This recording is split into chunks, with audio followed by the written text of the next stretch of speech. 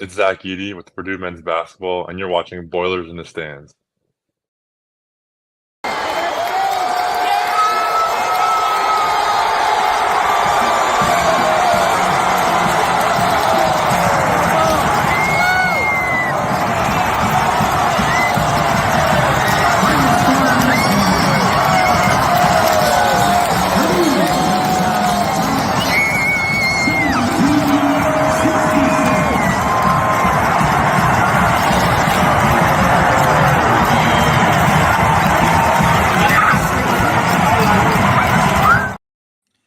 Welcome back to Boilers in the Stands. I'm your host, Joe Jackson. Joining me, as always, is my co-host, Kraig Bowers.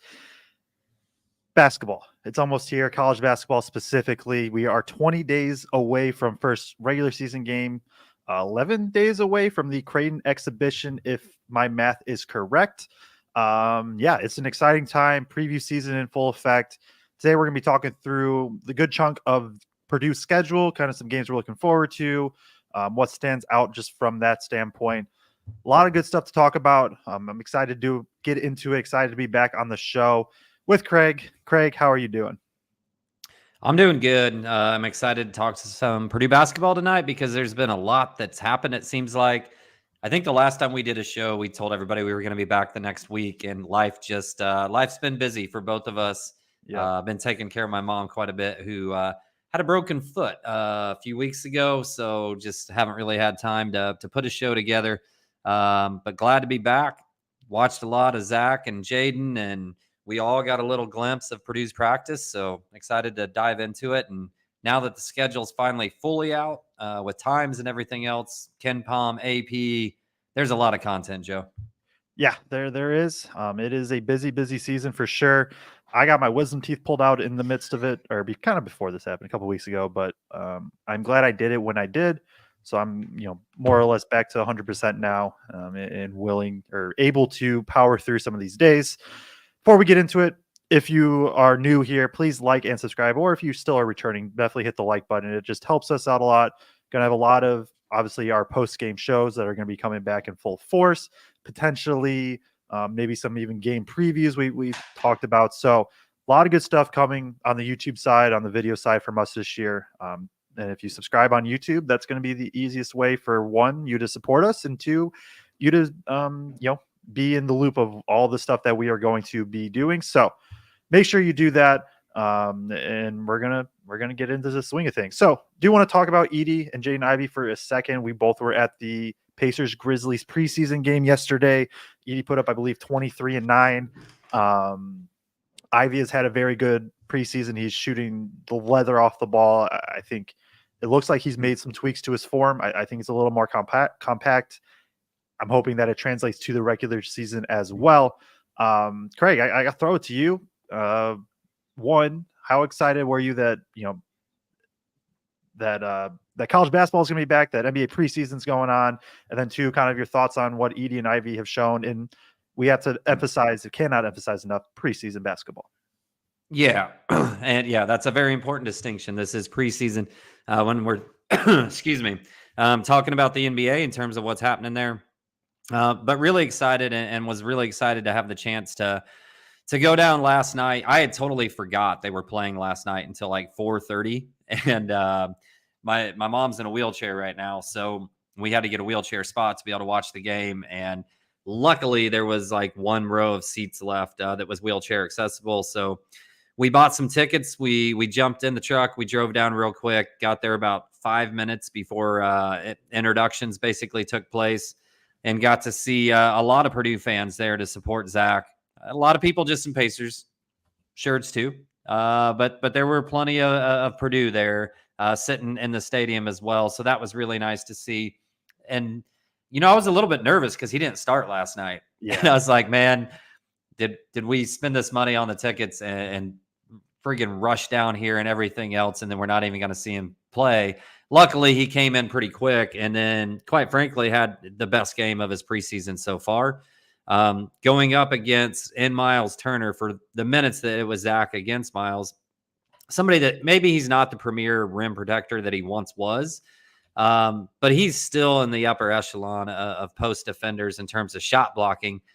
And you saw that early on, right? He frustrated Zach 2 or 3 times early on and one of the things you watched is if you watch Zach in these preseason games is there's been a few times where he's just kind of tried to bully ball somebody back like he could in college. And guys are bigger and guys are stronger. And he's kind of had to figure out exactly how he's going to attack them. Last night against Miles, that was primarily, a 7-8 foot jump hook shot.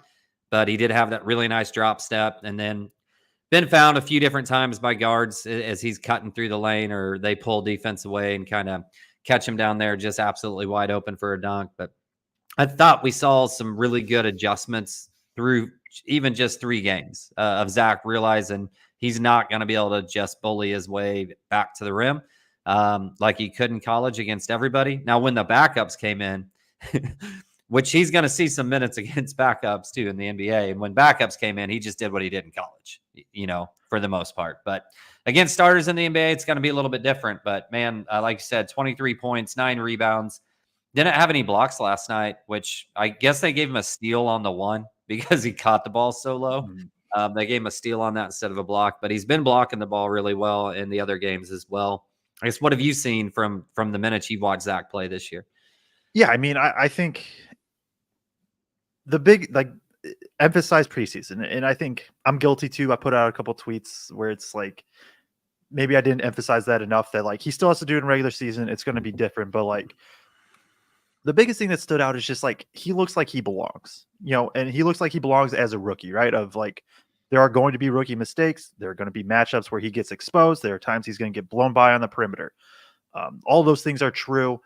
And he's going to have his struggles, but the upside is there, right? He is far from, it was annoying as Purdue fans, I think last year to hear oh, he can't play. He can't play at the NBA level. And that's what I heard. And that the word, it's semantics, but the word can't was the one that always upset me the most, right? Because that implies that he is physically, he's just incapable of being on an NBA court. Whether he makes it long-term or not, I think that's a little more fair to debate, although I think it's evidence that he's at least going to be solid probably. But that's the big thing. He just looks like he belongs. He looks like at minimum, he's going to carve out some sort of role. And that's huge. For a guy like Zach Edey, he's going to continue to develop. We've kind of worked past this at this point, but what is this is year 7 of him playing basketball? 7 or 8? Yep. He's played for 7 years, so maybe he's going into his 8th this year. Yeah, and a lot of these guys, he's just going into his 8th year of basketball.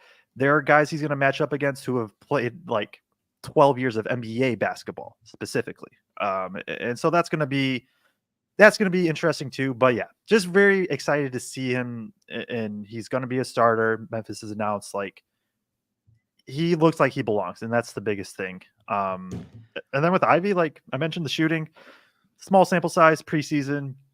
If that holds, that's huge. That's just, he's put up 22, 16, 16, 19 in terms of points. Again, preseason, yada, yada, all that. But he's just very efficient right now. And if he hones in on the efficiency, that's a huge jump in coming for him too. Yeah, I saw a couple of stats put up. 9 of 17 from 3, shooting 61, 53, and 86 in preseason. Somebody else just kind of rounded there and said 71% on pull-up shots in these 4 preseason games, 50% on 3, 58% overall. The thing about Jaden is, he's been an okay shooter, but he's never been a great shooter. And maybe he's never going to be an elite 3-point shooter. But if he can get to the point where he's shooting 38, 39, 40% from 3 with his speed, if they can't go under on those high ball screens, it's just a whole nother level of weaponry that he has then at that point, in terms of the way that he can attack. Now, unfortunately, him and Zach are in completely different situations. Zach was on a team that had a whole bunch of injuries and one guy that had a suspension that is actually really good, but they didn't look good last year because of that. So he got drafted onto a really good team. And Jaden, unfortunately, is I don't know if you watched any of the Pistons preseason games, but woof. I don't know about that team, man. Hopefully Cade takes another jump, and you get some shooting around him. I like Thompson. They have pieces, but yeah, it's going to be a little bit of a grind for them for sure. Anything else? I just like when you say like if Zach had a successful career, let's start with season. Zach had a successful season this year. What's that look like to you? He stays as a legitimate rotation player, right? And it's already been announced he's starting and all that, but like by the end of the season, he is a guy that Grizzlies still just have to give minutes to. I think if assuming they make the playoffs, which, you know, the West is going to be tough, but they definitely have the talent to be one of the top seeds, to be honest. Like, we'll see what happens in the playoffs specifically when teams go smaller and shooting is even more emphasized. But successful is just him being in the rotation, right? Like, there are lots and lots of people that said that he couldn't and that he wouldn't ever. And he looks like he is going to do that in year one right away. Like, he's not going to be an all-star or anything like, or maybe, but like, he's not going to be like that year one, maybe down the road as he continues to develop, but year one, eighth, like I guess it's weird saying like be the eighth man since he's like starting day one. And so maybe it is just that like he retains his starting job, but like, I'm rambling. I just did a 2.5 hour Big Ten preview. So my brain's a little all over, but I'm here now. 2.5 hours?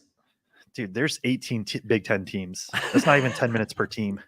But there's two. So I'm going to go with two different lenses. There's the Zach Edey 400 and whatever ranked player lens. That's the one where he finishes as like the eighth man. That's like a very successful season. Then there's this Zach Edey lens of like 2 times National Player of the Year. He's going to be starting day one, where a successful season for him is like probably an all rookie team and he maintains his starting gig. And so I think looking through those two lenses is two different ways to kind of view his season this season. Yeah, no, I would agree. And I think, he's favored to win Rookie of the Year right now. I think he's obviously going to contribute. So in the NBA, I found this out the other day when, who was it? I think it's Morris on Twitter. Let me know. That they do actually track screen assist in the NBA. Mm-hmm. And that was one thing that jumped out to me, just how many times guys were getting to the rim or getting to mid-range off of his screens or his seals, either one. I think that's going to be huge. Rebounding, blocking, obviously, how many points, how many times he touches the ball in true post-ups, that's yet to be seen. But I think certainly, on that all-rookie team, to be successful. And I think that's something that can easily be accomplished by him this year, especially by what we've seen so far. I do get a little bit, we were talking about this earlier, I know, and, everybody can be a fan however they want, right? But there's two things with Purdue. I've seen a little bit of victory lapping by, one of which, like, looking at the preseason rankings for the team and preseason KenPom and being like, see, we're still a good team without Edey. And like, we haven't even played a game. Like, that's just what people expect. Like, maybe let Purdue play a game before we start victory lapping that thing, even though we both expect Purdue to be really good this year. And then the other thing was like, and it wasn't just, it was people who are being proponents for Zach coming into it, but like, it's preseason, right? Like, yeah, it looks really good for Zach, but maybe hold off on the victory lapping until like we play 10 games of the NBA season at least, right? Yeah, no, that's very fair. And that's why, like, even within my tweet, signs are pointing towards him being good. He still has to go out and do it and be productive. And then when that happens, and when he has his first 20-10 game, whenever that is, it'll be a fun time on Twitter. I'm not going to lie. So we saw a 6-minute practice clip, of Purdue put out, and I'm loving this trend of, I think Illinois and Butler, or maybe one of those two, put out like an extended version of their secret scrimmage against each other video from that. You've seen some other like extended cuts of just practice mashups and stuff from different teams around the country. I'm loving that trend just because we're all dying for content right now, trying to like guess what's going to happen and all of that sort of stuff. What's one thing, we all watched it, everybody watched. If you're watching this show, you're a diehard enough that you definitely watch that 6-minute practice video that they put out. What's one thing that jumped out to you as you watch that film? Just Braden Smith's aggression. Like, And because I'm going to be honest, if we didn't do the show, I don't think I would have watched. I'm not a big, like, they're fun to watch, and I've watched, from an entertainment standpoint, they are fun.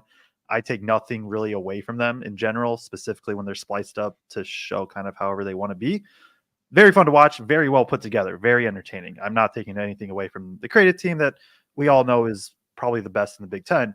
But I think some of the isolation Braden stuff that they showed is what stood out of, like, if he carries that into the season, that's a big, big development, I think, for Purdue. Like that is the one thing was just like, okay, like he has it in him. Will it show in season now?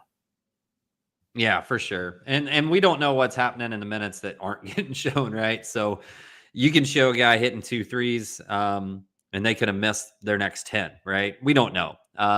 Obviously, they want it to look good. They want to highlight the players and all that sort of stuff.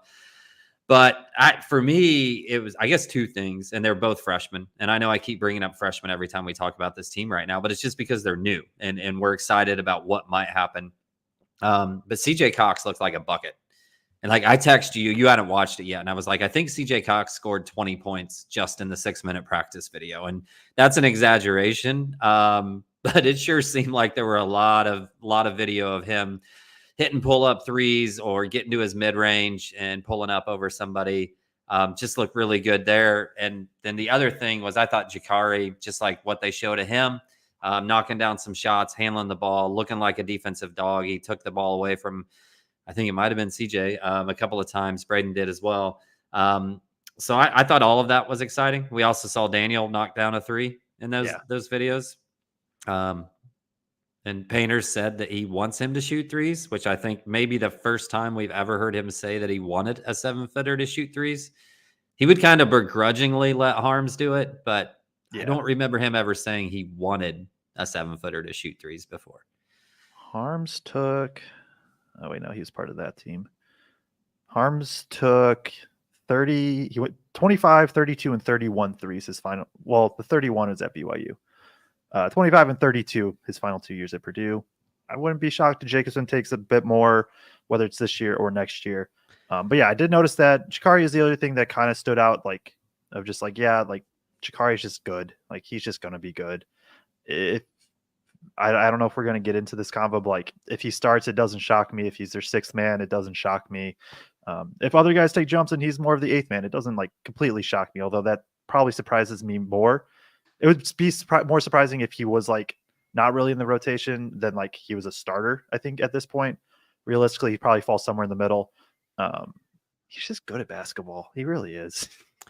Yeah, no, and he just does everything right. And you mentioned the potential starter thing. We've heard some rumors, not from anybody, just to be clear, not from anybody that is a reliable source really connected to the program or anything. You've just heard some chatter out there in different spaces about him potentially starting. And I think the one thing that maybe validates that there could be some chatter around that is the fact that Painter keeps talking about in interviews here lately how much Fletcher benefits from having a secondary ball handler out there. And Jakari brings that. If Jakari's out there, he's essentially de facto Lance Jones, just in freshman version with a higher long-term upside, most likely, right? So it's possible. It's still possible that they start a 7-footer. There could be a 7-footer and Jakari starting, or it could be Miles and it could be Cam and could be small ball with TKR at the 5. Anybody that tries to tell you that they know right now, they don't know. No, the coaching staff doesn't know yet. They're still trying to figure it out. And Painter said as much within the last week that he's just waiting for some guys to separate themselves and figure out based on who's producing and what that production is, what it might look like. And I don't know that we'll know until the 2 exhibition games are over in terms of a good sense, until he sees it live. Yeah. And I think it's almost a bigger topic for Purdue this year because it's just the last 2 years has been so steady. Obviously, last year, every single game was the same starters.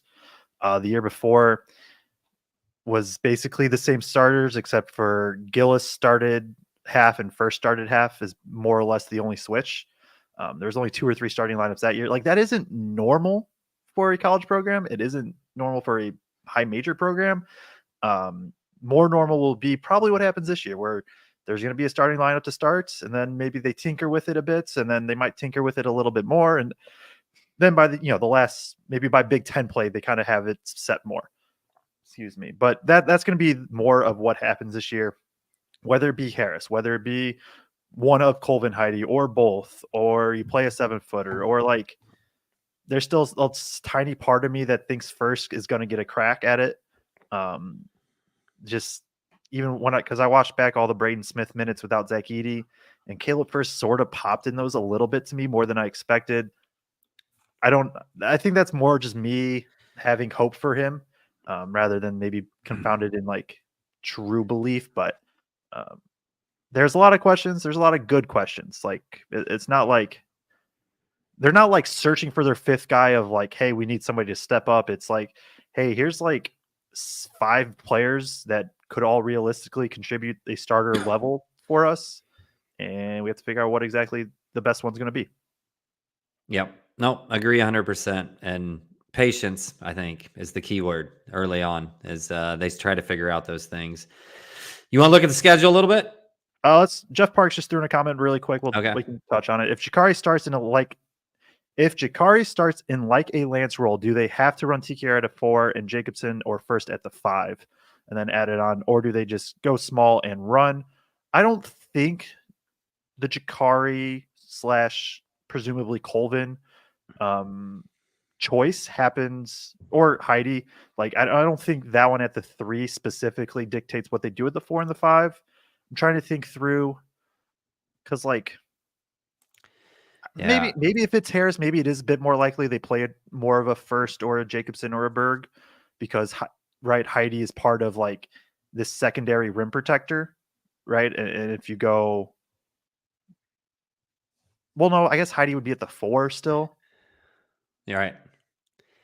I guess when we were doing this exercise earlier in the year, Joe, remember I said there's a piece of me that if they don't play a traditional center, it almost feels like Jakari's like I didn't want to say it, but it was like I almost wonder if the lineup's better when you get a defensive dog out there like Jakari for perimeter pressure if they do go small.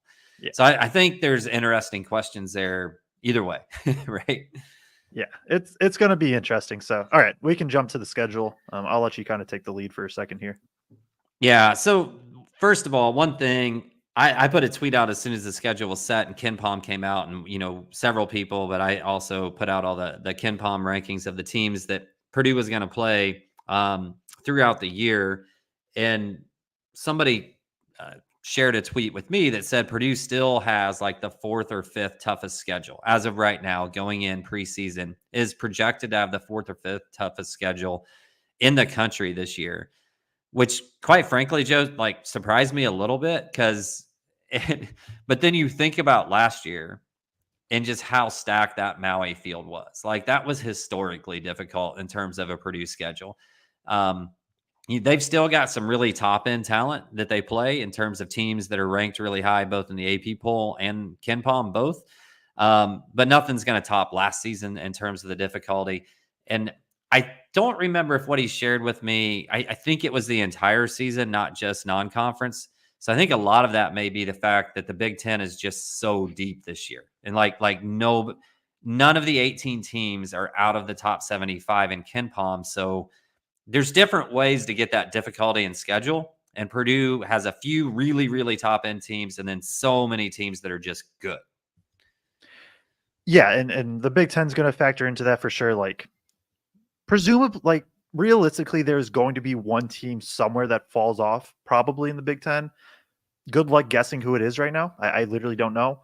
I think the other thing that always gets, not always, but it gets overlooked with Purdue compared to another team that maybe schedules pretty hard is like their bye games are higher ranked teams, and they do it on purpose. I think like it's the opposite of like what a lot of the Big 12 teams do and stuff like that, where they get these gigantic wins against Q4 teams. Like per KenPom right now, here are the rankings of the teams that are their bye games. 233 is the worst.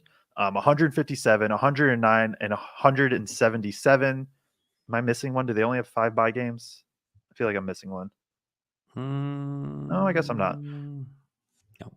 No, they aren't, because they schedule Bama, they schedule Marquette, they have the tourney where they'll play NC State and then either BYU or Ole Miss, who are both going to be pretty good teams.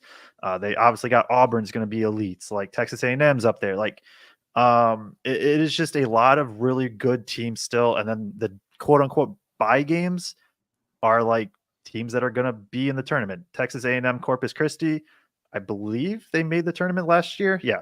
No, they did not. But the year before, I think they did.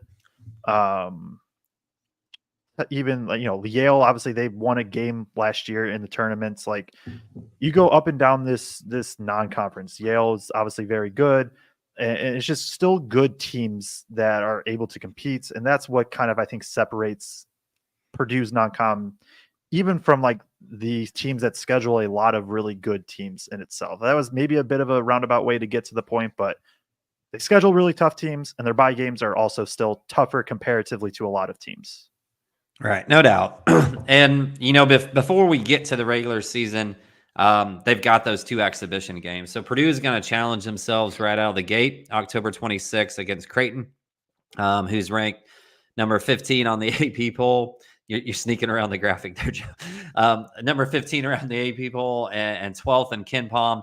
That's going to be a really exciting game. Obviously, Kaufman-Renn coming back, expected to be an All-American. Braden Smith expected to be an All-American. And then you have all these other pieces there that were successful over the last few years, really, for both of these teams as well. So just a reminder, Arkansas game didn't really mean anything in the long run from the exhibition standpoint. It's just a place for them to try out different rotations, try out different lineups, all that sort of stuff. I'm guessing Creighton's head coach is going to treat this more like a true exhibition game than maybe what we saw out of Arkansas last year. But should be really exciting, should be a lot of fun. Then they've got Grand Valley State at home. And then, like you said, get into 3 bye games with Texas A&M, Corpus Christi, Northern Kentucky. And like you said, a Yale team that last year went and won a game in the tournament, correct? I'm going to be honest, repeat that last sentence. You said Yale won a game in the tournament last year, correct? Yeah, they beat Auburn. Yeah. What type of style do they play? I'm not going to act like I'm crazy familiar with them. Right. But and their defense, their team's going to be a lot different. They had Danny Wolf last year. They operated a lot through the post, but they had 2 really good passing big men in Wolf and Matt Noling, both of who are in the Big Ten this season. And then, Mahoney was a good lead guard that was able to shoot really, really well from 3. They're going to be a team that knocks down threes, takes a decent bet. I don't think that they run like this Princeton style offense or anything like that, but they're just a team that always has good players. Yeah, Joe's not familiar with them. He just rattled off 5 guys off the top of his head. That's the story. The game that I'm most excited for all year next year is next, Joe. I know you watched that game. I got to go to Toronto and watch Alabama and Purdue play live last year. I am so excited for that game. Alabama's ranked 4th in Ken Palm, 2nd in the AP poll.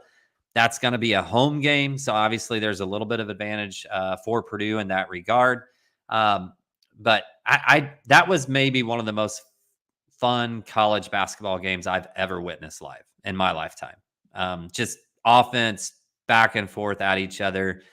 And honestly, that could be even more up-tempo and more run and gun this year, just with the way Purdue looks. And whatever happens in that game, I know it's going to be fun. Yeah, it should be a very good game. I think Bama's going to be like elites this year. And being at home is going to be big for that game, I think, for Purdue. Friday night primetime game is the kind of the theme for Purdue as we get into the schedule. Like, yeah, probably the most. From a pure enjoyment standpoint, I'm probably most excited about Bama. Auburn is right up there. I think Auburn's probably a bit of a. They're both going to be very good. They're going to be fun. That game's going to be fun. I'm glad it's home. It's a home and home, so I think they go to Bama next year, if I recall correctly. And that's a really, really good way to start out this season, really, with your that arguably could just be their toughest game of the year. All right.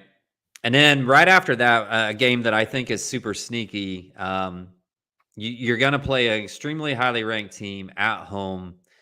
Whether you win or lose that game, then I think it's still going to be sneaky because you're going to turn around, going to go to Marquette, play Marquette in their venue, a team that has played us pretty tough basically every time we've played them over the last few years, with Shaka Smart, a head coach who is now really familiar with Purdue, because it feels like we have played them like for 10 years in a row now. They're ranked 22nd in KenPom, 18th in AP. Just what, like, how many years in a row have we played them, Joe? It feels like forever. Definitely. Obviously, last year in Maui. Let's see, the year But then before we got that him at in the home. Gavitt games like Yeah. multiple times. Like, I don't know. I love Shaka Smart, by the way. Like, he's one of my favorite interviews. So I'm excited. I'll probably drive up to that game. So I'm excited to watch it again. It's as a non-conference team, it seems unbelievable we've played them as much as we have lately. Yeah, and play them again the following year, right? That's another home and home.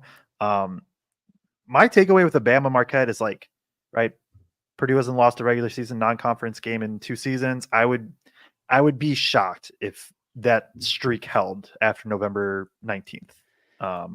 Whether it be the Bama game or Marquette, I think that they probably go 1-1. Those 2 tough games, like you said, back to back.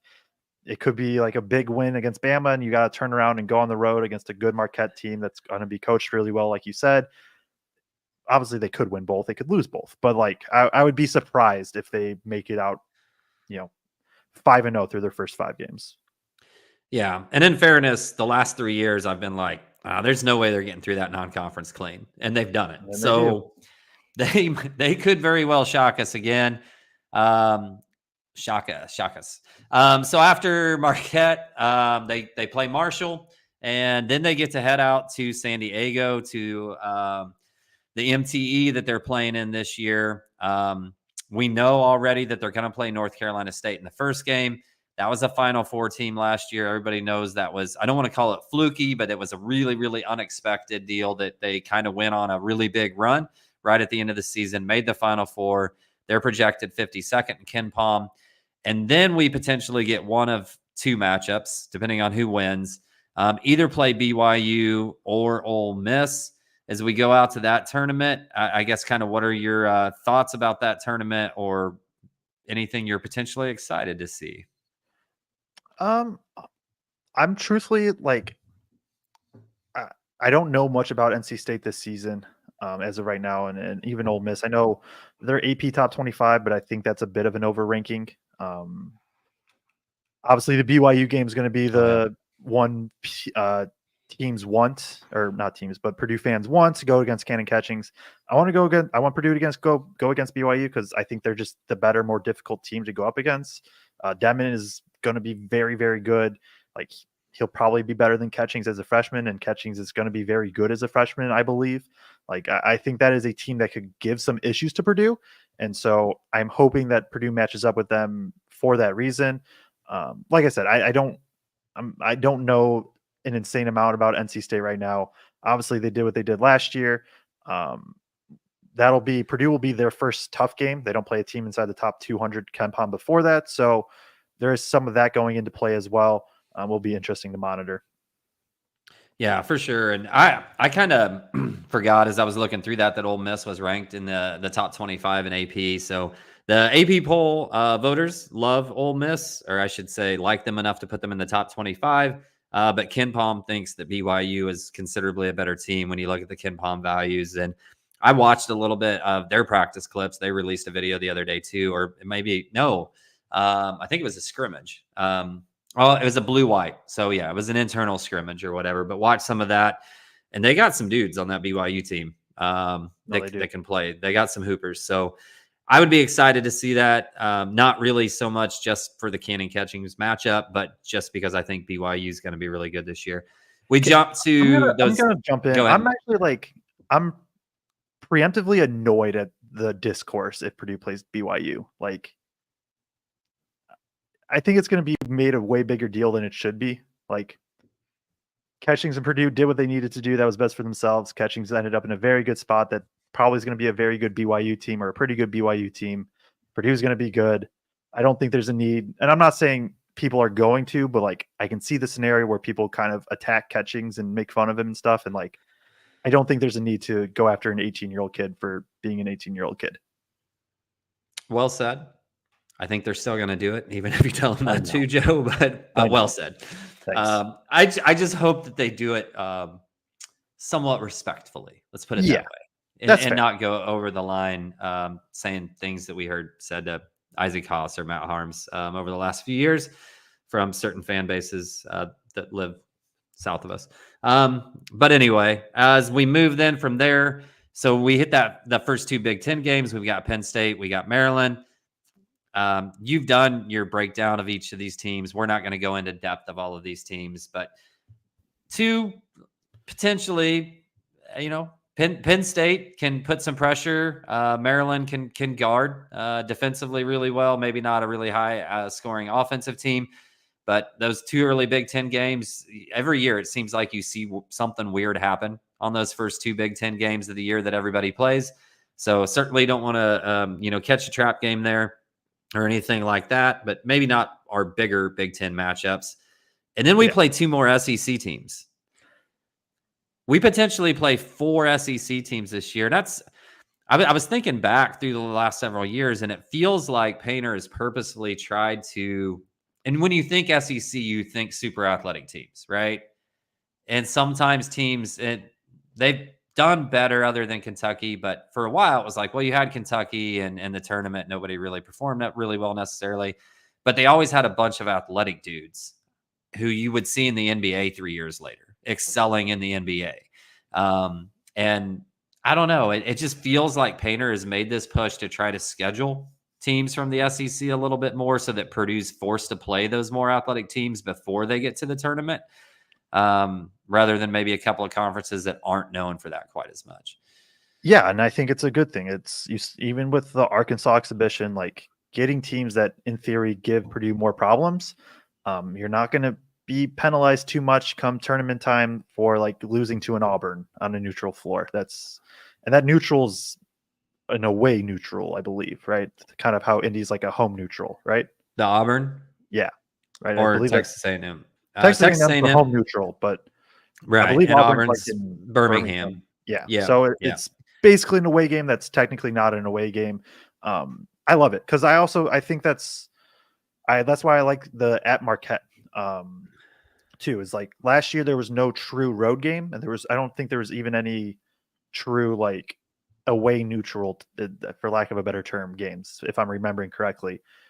I like that this team's going to be tested with that before Big Ten play, with Marquette's and with, I mean, they'll be at Maryland's, but then at essentially at Auburn as well. For a younger team, I think it's going to be good to kind of give them that test early on and let them settle in a bit before you get into Big Ten play. That like, and I don't know how in depth we'll go with that, but like it's going to be an absolute grind to win on the road this year, just a grind. And now they're going to have some experience before that. Yeah, for sure. And both of those teams are highly ranked in both KenPom and AP. Texas A&M right now 16th in KenPom, 13th in the AP poll. Auburn 3rd in KenPom, 11th in the AP poll. So again, Matt Painter scheduling teams that are quality, high end to push Purdue before they get into, well, I guess at that point they've already played 2 Big Ten conference games, but you know what I'm saying. In their non-conference before they get into the bulk of their conference. From there, then you hit that like, last Christmas break game before you go into the Big Ten season, and they play Toledo out of the MAC. And then we really get rolling into Big Ten season from there. I don't know that we need to go through every single Big Ten game here, but I guess as you look at some of these dates for the Big Ten, are there any stretches that jump out at you or games against specific teams that you're really excited about or think could really push Purdue from in terms of being challenging? Real quick, Toledo won the MAC last year. I don't know who exactly they returned. Toledo's another one of those that's just like Purdue should win, Purdue should take care of. But like, what was it? Ohio a couple years ago when they had Jason Preston, I believe, took Purdue down to the stretch, to the wire. Toledo's definitely not a complete gloss over game. They were good last year. Like I said, My bad. I'm not going to act like I know who they return. And so maybe they lose all their players to the portal, yada, yada. This stretch and Cobra Stats, I tweeted it as soon as the Big Ten schedules came out. Cobra Stats backed me up with some stats. That obviously, if people don't know who Cobra Stats is, go follow him on Twitter. He's great work. That last 5-game stretch is brutal. And this is obviously all preseason. By the time comes around, who knows exactly where teams are at. But right now, at Michigan State, at Indiana, home against UCLA, home against Rutgers, at Illinois. For a lot of the offseason, those are, when you lump those 5 with Purdue, that's a lot of teams probably top 6-ish. And things have changed probably, I would say, over the past month. But like at one point in time, Purdue would probably play the other top 5 teams the last 5 games. That is a wild stretch. There's obviously some good, as people pointed out, of like, hey, that means that this young team's going to have pretty much as much time as possible before they get into their insanely tough stretch. But yeah, that stretch is wild. That's going to stand out. January 9th at Rutgers, that's an early test of like, hey, we'll see what Rutgers is. If they're really good, that's a very tough game, a game that, could be a lot of fun. I'm sort of hoping I can get out to that game, but we'll see if that happens. Obviously, individually, home against UCLA I think is going to be a lot of fun. I think that could be good. The IU game, home on a Friday night again, obviously great stuff. At Illinois to close the season. Like you go up and down, and there's not many games I'm not excited for, but those were some of the ones, I guess, from an individual standpoint that stood out to me. Yeah, and I do think that stretch, at least as of right now, looks like it could be killer. Again, we don't really know, right? Illinois brings in 5 transfer players. UCLA, I forget what the total number was, but they bring in quite a few transfer players. So we think, and Rutgers, a lot of what they're going to be is going to be dependent on how quickly those freshmen can adapt. We think they're really good. We know they're going to be really high draft picks at the end of the year. But how much are they going to affect winning? We may not know for sure until it kind of gets into the season. But right now, that 5-game stretch does look vicious. The other one is, I was just scanning up and down there, was Ohio State, Michigan, Indiana. And then you look and realize they're all at home, which seems odd. I hope I didn't make a mistake, because it seems odd that we get 3 games in a row at home, just kind of in the middle of Big Ten season. But I think all 3 of those teams, I'm probably a little higher on Ohio State once again for the 3rd year in a row than you may be, Joe. I know we haven't really talked about kind of where we see everybody in the Big Ten quite yet. Obviously, Indiana, I know I don't want to throw you under the bus here on a Purdue podcast, but I think you've got them picked right now to win the Big Ten. I do not. You do not? Nope. Did you change it? No. I thought I heard you say it the other day. I mean, I think they'll be competing for it. I don't. Okay. It's so like team 1 versus team like 7 is going to be like a 2-point difference. But no, I have Indiana, Purdue basically like tied in my head right now as the 2nd and 3rd. Right. So either way, right? That's going to be one. People are like, Michigan to me seems to have kind of a wide range on where people think they're going to be talent-wise in the Big Ten in terms of where they finish up. But I'm glad all 3 of those are at home. Let's put it that way. Because if go ahead. Oh no, I was just gonna. I misread you. I was just gonna jump in. There are 3 games at home because it's a Tuesday, Friday.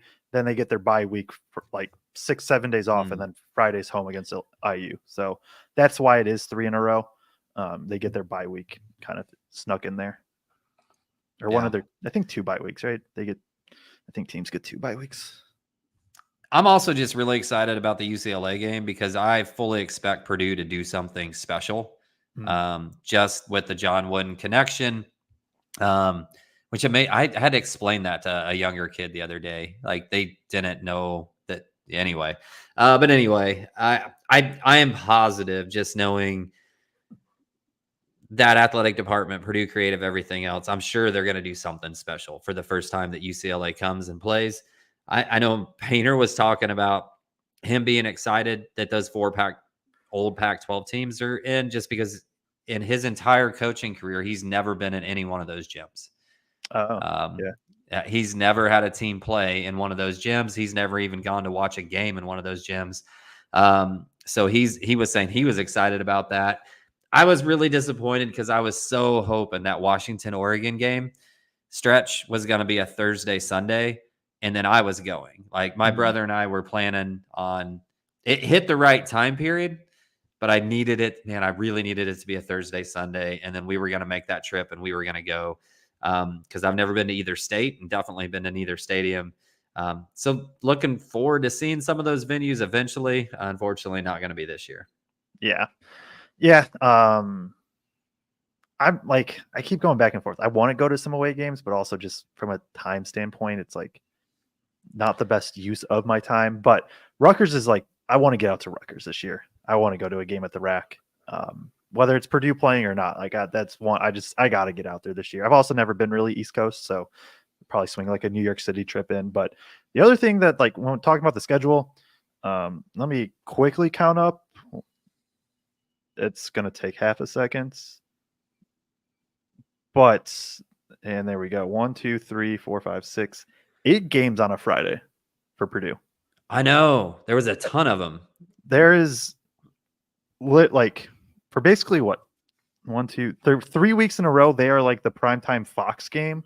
And then towards the end of the season, they have back-to-back weeks on the Friday prime Fox game again.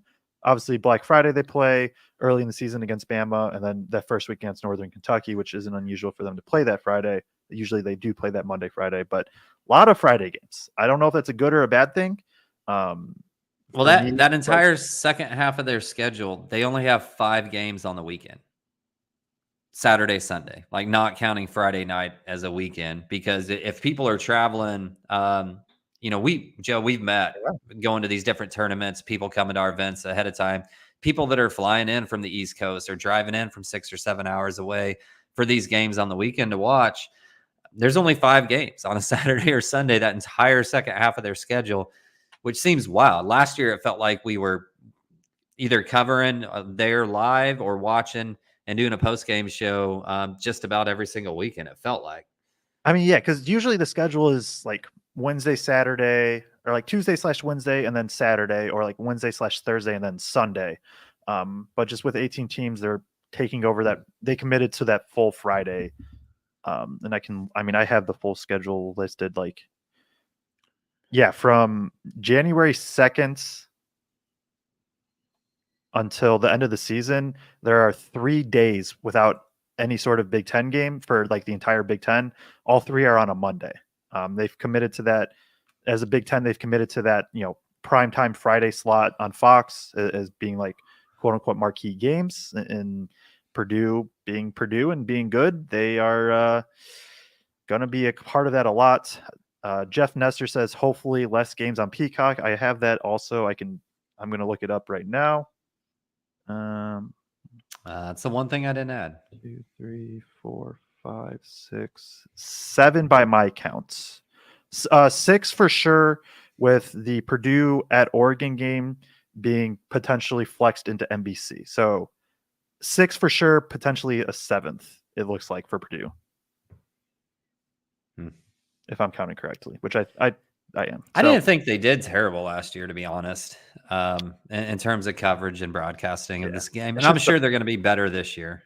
Yeah, I think probably just more of the paywall thing, right? I don't know. That part's just stupid. But the last thing that jumps out to me, and then if you have anything else, you can throw it in there, is you just look from top to bottom on this list. Like, there are so many people, or so many teams, like in the 30s and 40s on this list. And there's a couple in the 50s, but you have Rutgers at 63 on KenPom, Washington at 75. Nobody believes that covers basketball that Rutgers is actually going to stay at that 63 mark very long. So you kind of got Washington as an outlier. But after that, like, the Big Ten is just so stinking packed in terms of solid teams. And there's not probably a lot of great top end teams, but just packed solid with good teams, which is, like you said, the most Big Ten thing ever. Yeah, it's those guys in 3-man weave said this is the hardest conference in history to rank, and like it is. Like, it literally, any team, you could convince me that they're gonna be a tournament team within probably 20 seconds of talking to me. Like, there's just a lot of solid teams. Somebody's probably going to fall off, and by fall off, like they win 4 games because they're like 1-9 in games decided by 5 points and less, which oftentimes are closer to coin flip type games. But I mean, yeah, Ken Pom has Washington, the worst team, at 7-13 in the conference. Maybe that's the other thing we should quickly touch on. Like, so I'm a big Ken Pom guy. I'm a big analytics guy. Anybody that's watched, they know that. I mean, I started in all this media thing. My account was Purdue Basketball Analytics, I believe. That's where I started with everything. Like, so I'm a big Ken Pom guy. I do think, and I think he would even admit it too, Ken Pom, of like his projections become much better as the season progresses. Right. In preseason, it's wonky, right? Like he obviously values freshmen less, or maybe even Steve Pikiell's not great offense more than like the pure talent that Harper and Bailey are on paper. And that's why Rutgers is so low. Things like that, right?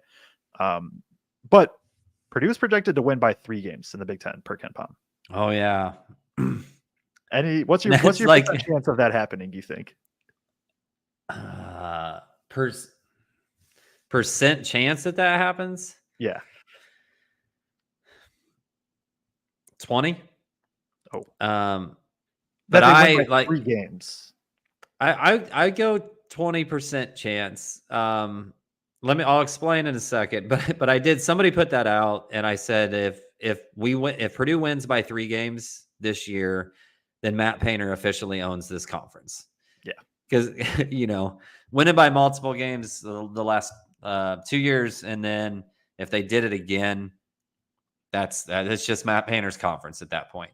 I guess my only thing, Joe, is, if they come out and mesh really well, because as Painter has said a few times, like people kind of keep forgetting 3 of their starting 5 that played for a national championship are back. 2 guys who played heavy rotation minutes last year are back. So they bring a lot back. And I guess for me, if some of these other teams that brought in a bunch of transfers, like if they just can't mesh fast early in that Big Ten season, if they can't, or they just aren't what people think they are, then in that consistency from Purdue, just season after season after season, just kind of wins out of, they're going to win those. If that lets them win those close games because they've played with each other, they know how to play with each other, those 2, 3, 4 point games, then I could see it happen. Because who in that top end, that top tier, is a team that isn't either going to be relying heavily on freshmen or a whole bunch of transfers that were brought in this year specifically? Oregon. Okay. Is the one that pops. Iowa, if you believe in them, which I do. You believe them being good? Big Ten title contending good? I believe that the Big Ten is stupid this year. Okay. And that there are 8 to 10 teams that, like, if they win, I'm not the most shocked. Obviously, there's tiers within that where I'd be more surprised about certain teams than others, but like, it's just because I think it's gonna be crazy wide open. I don't believe in Michigan State contending for a Big Ten championship. They're towards the bottom of the list for me. Oh. Bottom of the list that could contend? Yeah. Okay. I thought you meant bottom of the 18. No. I was like, that's breaking news. Yeah. That's my only takeaway. Like, that theoretically could happen. So my percentage on them, and I'm sorry, Chuck Whiteman. I know it's a thing I do, is say the word like a lot, but I've just podcasted for 2.5 hours before this, an hour now. I will try and be better because I do know it's something I do, but probably gonna have to live with it for at least this one. The Big Ten just being so wide open, like, and I said it again, like, I find don't think about it. Just hard to believe that any team wins by really probably even 2. I would be shocked if a team won by 2 games. So then 3 is a big stretch. Like, Purdue's chance to win is, I don't know. To me, like 10, anywhere from like 15 to 30%. To win by 3 would be very small, but that's less of Purdue and more just like it's just I really think it's going to be a grind. Like, and it's good. The team Okay. that wins is going to be like the team that takes care of business at home and wins 3 road games. I guess I was thinking about it like Purdue wins. Okay. Purdue is the Big Ten winner. What is the okay. chance? And not That just do they win? that makes a lot more sense. Yeah. Because my reaction was based on like specifically, like every single outcome in the entire Big Ten, winning and that both. Yes. Yeah. Okay. Where I was looking at it more like, okay, they've won. Now, how many games did they win by? Okay. I think that 20% is more reasonable then for sure. All right. Yes. I'm with you there then.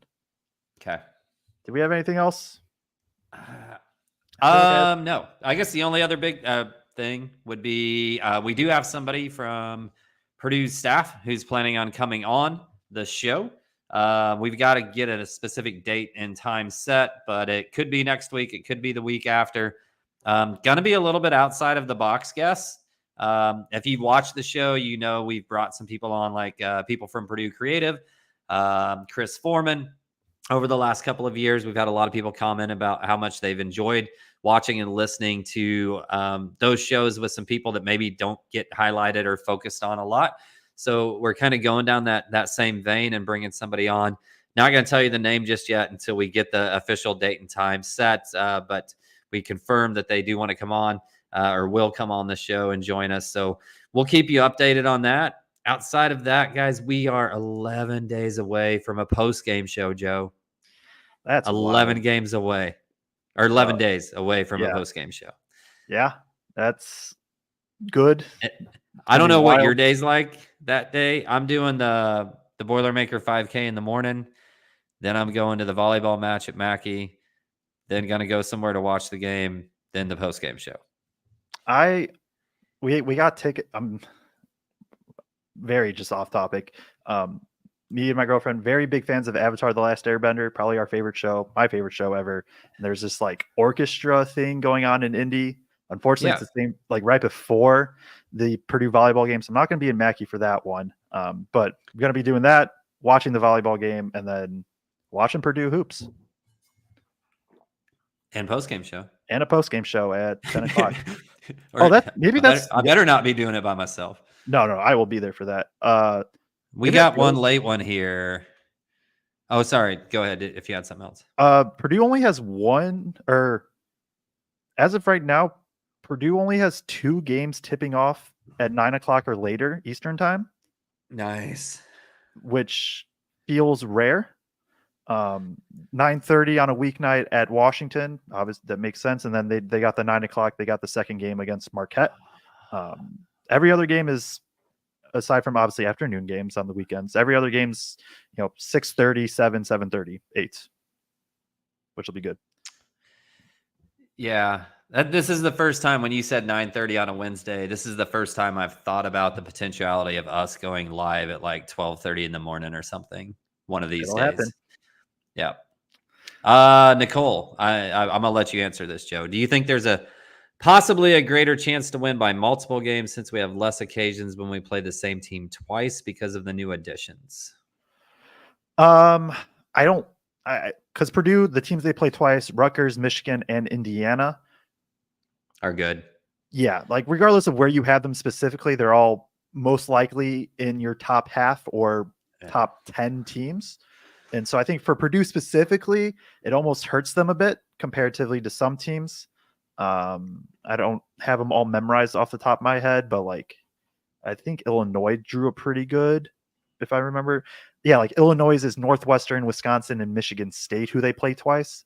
That's going to be a factor in who wins the Big Ten. It really is. And so Purdue specifically, it probably hurts them a bit who they drew twice. Obviously, who knows what these teams will look like in 2 months, but as of right now on paper. And on the other hand, the interesting part about that could be, let's say it comes down to Indiana and Purdue. If Purdue only got to play Indiana once and they were just like a game behind, if they don't have that game with them, they don't have that head-to-head to try to gain that game, Yeah. So it could be both ways a little bit. Yeah, for sure. I expect Purdue, Indiana to be protected double for history. Yeah, no, it is. They've already yeah, I announced get what that it is. in theory, like or Illinois, it's like there's a scenario where Purdue, Illinois, their only matchup of the season will be literally deciding who wins the Big Ten. I'm not saying that's going to happen because who knows, but that is a possibility. If so, I hope it's a Braden Smith step back at the top of the key. That'd be Again, fun. just saying. So that's all I got, Joe. I'm sure you're ready to be done after 3.5 hours of podcasting in a row. I'm kind of, I actually feel decent. Sorry, that's why I've been kind of chugging this water though. So sorry about that. Sorry about saying like a bunch. We'll work on that. It's preseason. I got to get my reps in too. I got to get my exhibitions in, and we're working through that. But no, it's a lot of fun. Like literally the other day when KenPom, what was it, Sunday? When KenPom dropped, I had just finished Michigan State, Northern Michigan rewatch and did an article about that. And then immediately that KenPom dropped. And like, I'm not a person that drinks a lot of caffeine. I might have to start this season just because of all the late games with the Pac-4 teams, but it felt like I just took like basically a shot of pure caffeine. Like I just was wired and ready to go, and then went to bed at like 3:30. Nice. I'm ready for college basketball. I'm very excited to talk through this team again this year with you, and potentially Braggs whenever he can get on. He's busy traveling the world. Well, the Bears are actually decent, so true. So we may not see him very much until January. Yep. So, all right, we all good here? You got anything else? I don't. I'm all ready right. to sign off for the night, bud. Pretty confident we'll be back next week with or without a guest. So yeah, like I said, 11 days till Creighton, then another exhibition a few days after that. A few days after that, November 4th, banners going up, games being played, post-game shows happening. And make sure you like and subscribe. And so that way you get notifications for all that. You could subscribe and turn on the notification bells on YouTube, and you will literally get a notification when we go live, whenever we do. And then that way you make sure you never miss the content. Appreciate everybody tuning in, and we will catch you all in the next one.